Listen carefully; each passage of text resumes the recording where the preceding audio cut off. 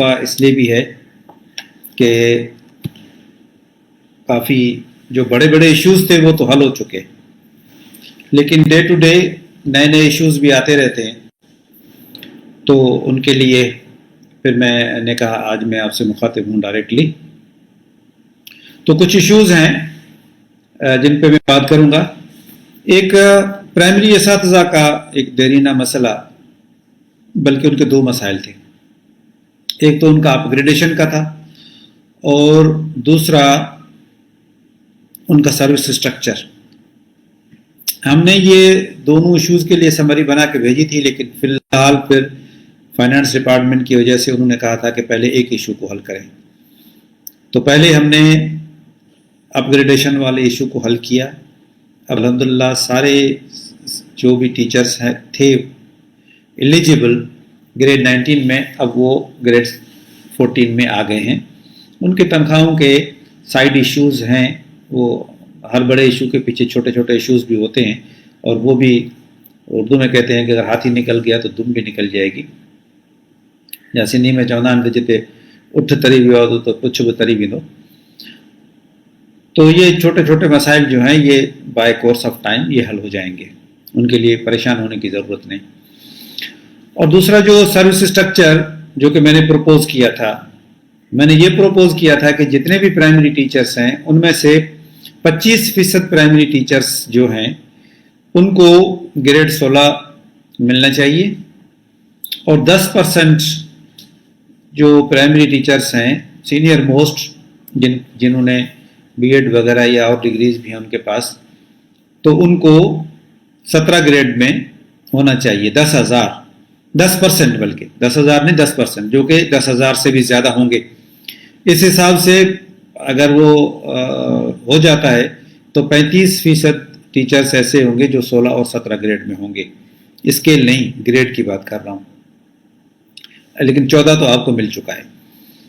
تو یہ سمری کئی آبجیکشنز کی وجہ سے رک گئی، اور دوبارہ ہم نے ہمارے جو پیٹے الف کے صدر ہیں مہر صاحب، وہ بار بار آتے رہے ہمارے پاس، ان کے ساتھی بھی پریشان کہ ظاہر ہے اساتذہ کا دباؤ ہے، وہ بار بار مجھ سے رابطہ کرتے رہتے ہیں، اور مہر صاحب اور میں اور چلگری صاحب یہ مل کے ہم کئی مرتبہ فائنانس ڈپارٹمنٹ کا چکر بھی لگا چکے ہیں۔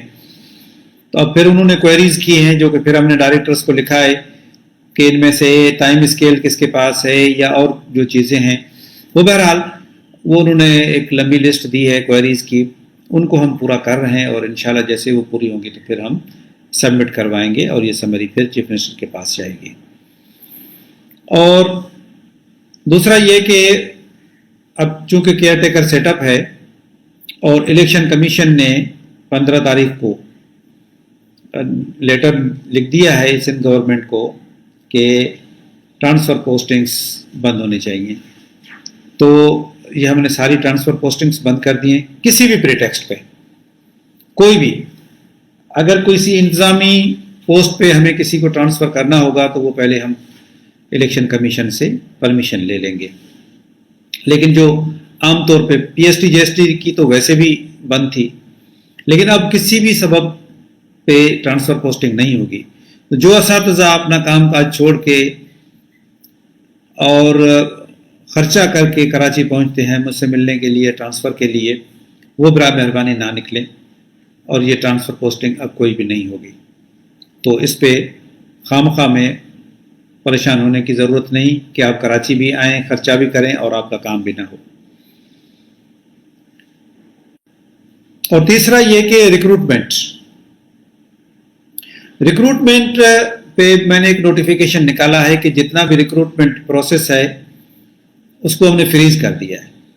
تو اس پہ بہت زیادہ اساتذہ رابطہ کر رہے ہیں، مجھ سے فون کر رہے ہیں، میسیجز آ رہے ہیں، ان باکس میسیجز آ رہے ہیں، پریشان بھی بہت ہیں، اور پریشان کی بات ہے بھی یقیناً، کیونکہ کئی لوگوں کے پاس تو یہ تھا کہ آفر لیٹر بھی مل چکے تھے اور ان کو جسٹ اپوائنٹمنٹ آرڈر ایشو ہونا تھا۔ تو اس ٹائم پہ تو ظاہر ہے ہارڈ برننگ بھی ہوگی، تکلیف ہوگی، لیکن اس کا میں آپ کو بتاتا ہوں کہ اس کے پیچھے ایشو کیا ہے۔ یہ 3 طرف سے منع کیا گیا ہے، 3 طرف سے۔ پہلا، ہارڈ ایریا، हार्ड एरिया का केस आपको पता होगा कि सखर हाई कोर्ट ने, शायद वो 26 जनवरी का दिन था, उसमें ये हुक्म किया था कि हार्ड एरिया पे कोई भी अपॉइंटमेंट नहीं होगी 40 से कम में। और वो तो कोर्ट तो शायद मुझे ऐसे लगा कि वो सारी जो हार्ड एरिया पे हमने रिक्रूटमेंट की थी शायद वो उसको कैंसिल करेंगे, लेकिन हमने रिक्वेस्ट किया और उन्होंने हमारी रिक्वेस्ट को माना कि जो हो गए हैं वो उनको ना छेड़ा जाए और बाकी जो है वो जो कोर्ट का आखिरी फैसले तक हम उनको बरकरार रखेंगे। तो इस वजह से हम हार्ड एरिया पे बिलो 40 हम किसी को भी जनवरी के बाद हम नहीं अकोमोडेट कर रहे। और दूसरा था डिप्राइव्ड एरियाज़।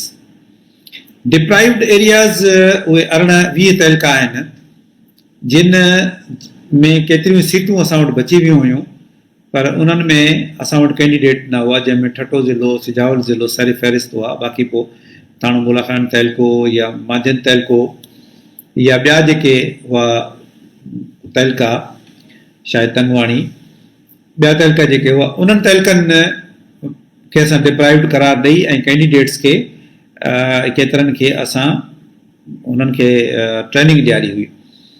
पर जिन खे ट्रेनिंग ॾियारीसीं उन्हनि मां केतिरनि ई माण्हुनि वञी हाई कोर्ट में पिटिशन विधी त असांखे ट्रेनिंग मिली चुकी आहे, असां भले पहिरीं फेल हुआसीं, 28, 29 या 32 या 35 मार्कूं हुयूं, पर असांखे ऑर्डर ॾिनो वञे छो जो असांखे ट्रेनिंग असां करे वरिती आहे, हाणे वधीक इम्तिहान न वरितो वञे ऐं बल्कि इम्तिहान ते जेको IBA वरितो आहे उनखे बि रिज़ल्ट न अनाउंस करणु ॾिनो वञे। कोर्ट सॻोरी उन ते बि स्टे करे छॾियो आहे त उन ते जेसीं ताईं फ़ैसिलो थिए तेसीं ताईं का बि न थींदी। तंहिंजे करे डिप्राइव्ड तहलका वारी बि असांखे कोर्ट जे हुकुम जे करे बंदि करणी पई।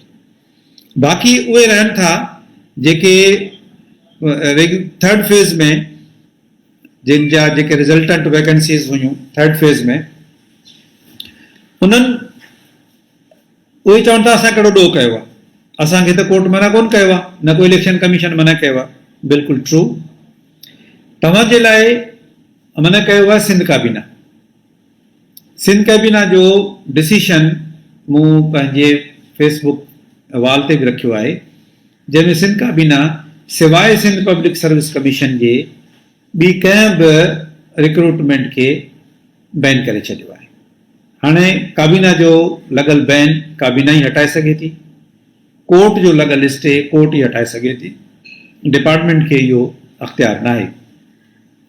चौथी रिक्रूटमेंट हुई जीअं हाणे म्यूज़िक टीचर या उनखां अलावा के ॿियूं पोस्टूं हुयूं, मसलन 1 खां 4 ग्रेड वारियूं पोस्टूं हुयूं, म्यूज़िक टीचर, आर्ट टीचर या ॿियो के कंप्यूटर या असां वटि मॉनिटरिंग असिस्टेंट या इन क़िस्म जूं पोस्टूं जेके बि हुयूं, उन जे लाइ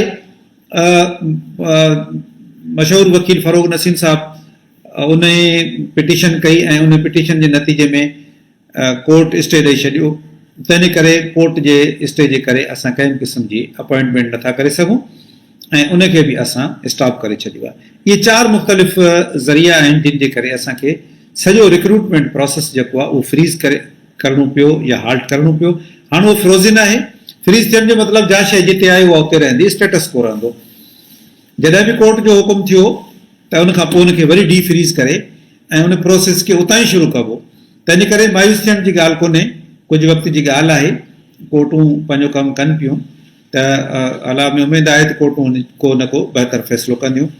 ऐं उन खां पोइ इहो आहे त तव्हां पंहिंजा कागज़ रेडी रखो ऐं तव्हां पंहिंजो प्रोसेस जेको बि हो उहो रेडी हुजे। जीअं ई कोर्ट जे तरफ़ां इजाज़त मिले त उन प्रोसेस खे वरी ॿीहर शुरू कयो वेंदो। सैलरीज़ जेके टीचर्स असां खया आहिनि, हाणे तक़रीबन शायदि 62,000 प्लस टीचर्स असां खणी चुका आहियूं, त उन्हनि जी सैलरीज़ बि तक़रीबन 50,000 खां मथे टीचर्स जी सैलरी थी चुकी आहे। पोइ ही थर्ड फेज़ वारा ज़ाहिर आहे थी सघे थो को पुराणो बि रहियल हुजे, न त घणो करे थर्ड फेज़ वारनि जो रहियल आहिनि। तक़रीबन 50,000 खां मथे टीचर्स जी सैलरी थी चुकी आहे। पोइ ही थर्ड फेज़ वारा ज़ाहिर आहे थी सघे थो को पुराणो बि रहियल हुजे, न त घणो करे थर्ड फेज़ वारनि जो रहियल आहिनि। त उन्हनि सैलरीज़ ते बि असांजो HR डिपार्टमेंट मुस्तक़िल कमु करे पियो। घणो जिते कमु हूंदो आहे उते डिले थींदी आहे, थोरो कमु हूंदो उन में डिले न थींदी आहे। घणो कमु आहे, एतिरी पाकिस्तान जी वॾे खां वॾी रिक्रूटमेंट आहे ही, ऐं एतिरी एजुकेशन डिपार्टमेंट जी पूरी तारीख़ में कॾहिं बि रिक्रूटमेंट न थी आहे, एतिरी साफ़, एतिरी शफ़ाफ़, एतिरी महिनत सां अॻे कॾहिं न थी आहे। तंहिंजे करे उन में इन क़िस्म जा साइड इशूज़, मूं शुरू में चई चुको हुउसि त जॾहिं को वॾो मसइलो हल कंदा आहियूं त उनजा नंढा नंढा साइड इशूज़ पैदा थींदा आहिनि, जेके वक़्त सां हल थींदा आहिनि। पघारुनि जे लाइ पहिरीं तमामु घणी वॾी वावेला हुई, जेका हाणे तमामु घटिजी वई आहे, लेकिन अञा बि केतिरा ई कैंडिडेट्स आहिनि हज़ारनि जी तइदाद में जिन खे पघार न मिली आहे, लेकिन असां ख़ामोश न आहियूं ऐं असां पंहिंजो कमु कयूं पिया। ही उहे मेन इशूज़ हुआ। बाक़ी जेके पुराणा इशूज़ हुआ, रेगुलराइज़ेशन जा हुआ इशूज़, उहे सभु असां करे छॾिया। घणेई इशूज़, हाणे उस्तादनि खे गुज़ारिश आहे मुंहिंजी त महिरबानी करे क्वालिटी एजुकेशन ते तवजो ॾियो, ॿारनि खे जी पढ़ाई ते तवजो ॾियो। ठीकु आहे, असां वटि फर्नीचर जा मसइला आहिनि, असां वटि स्कूल बिल्डिंग्स जा मसइला बि आहिनि।